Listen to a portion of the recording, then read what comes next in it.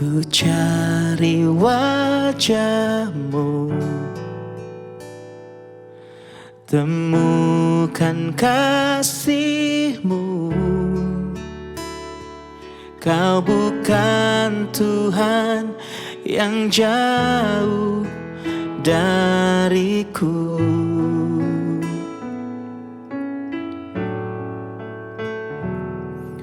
Ku panggil namamu, ku dengar jawabmu. Kau Tuhan yang selalu dengar seruan hatiku.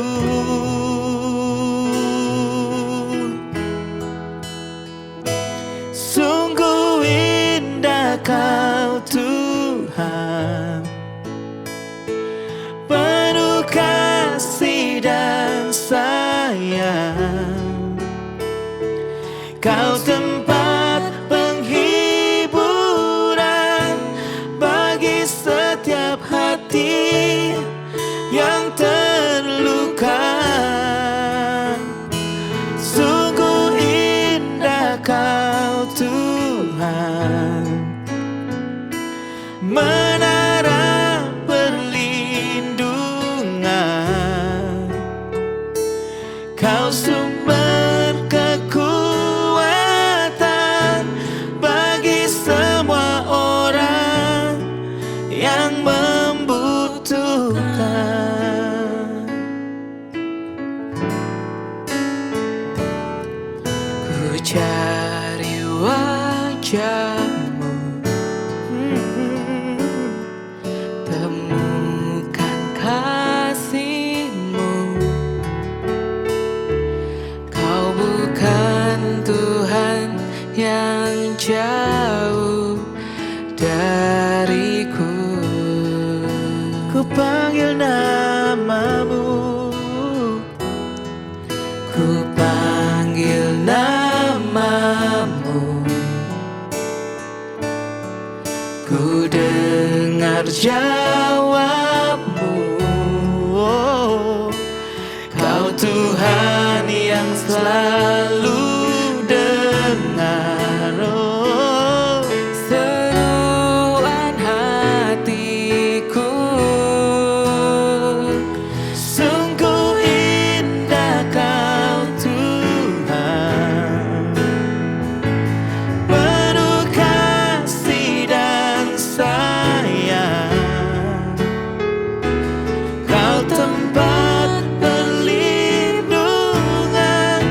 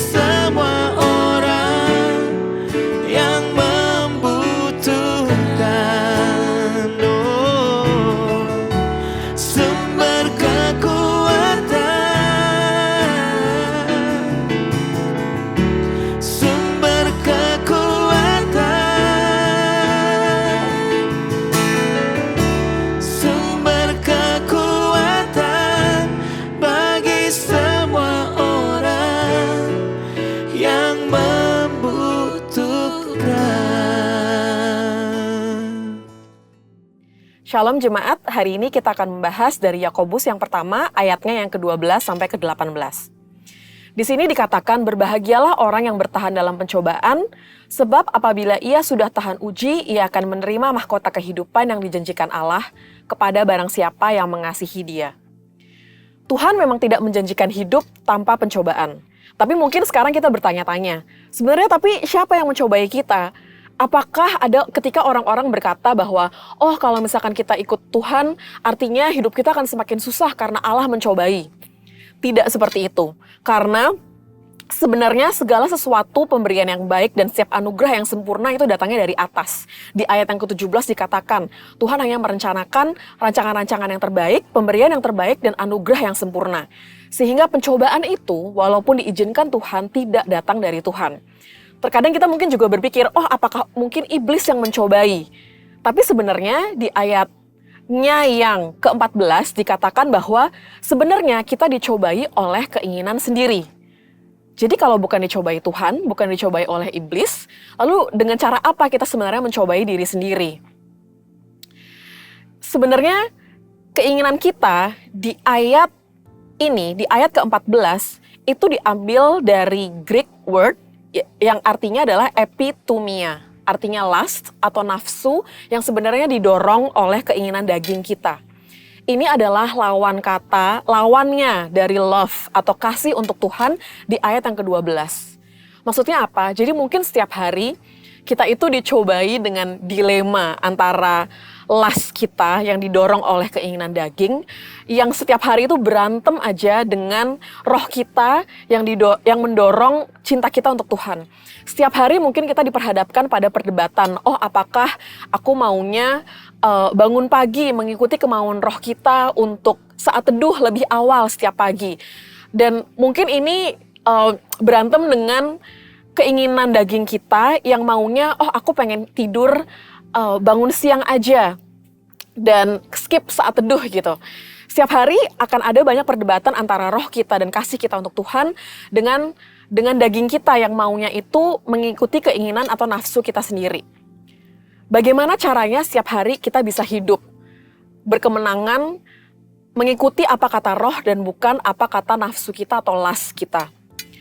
Kayak ada dua tim sepak bola kalau bertanding. Pasti untuk meningkatkan chance sebuah tim itu menang, dia harus lebih kuat daripada yang lain. Jadi bagaimana caranya kita bisa membuat roh kita lebih kuat daripada daging kita, supaya kita bisa menang setiap hari atas keinginan dan nafsu kita? Apa yang kita kasih makan, itu pasti akan semakin lebih kuat. Dan apa yang kita tidak kasih makan, itu pasti akan semakin lemah. Jadi setiap hari, setiap kita membuat keputusan untuk mengatakan iya kepada Roh Kudus, dan mengatakan iya untuk mengasihi Tuhan, di situ kita membangun roh kita. Melalui saat teduh, melalui berdoa, mau dengan bahasa yang kita mengerti, maupun doa dengan bahasa roh, mau pada saat kita penyembahan, itu adalah momen-momen di mana kita membangun roh kita. Ketika kita say yes kepada panggilan Roh Kudus untuk mengejar kasih kita untuk Tuhan.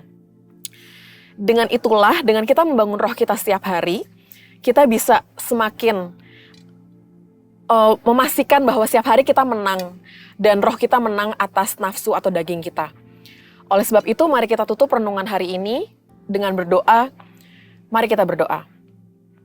Tuhan Yesus, kami hari ini mau membuat suatu komitmen untuk memperkuat roh kita setiap hari Tuhan melalui penyembahan dengan-Mu, membaca firman-Mu Tuhan, mendengar suara-Mu setiap hari.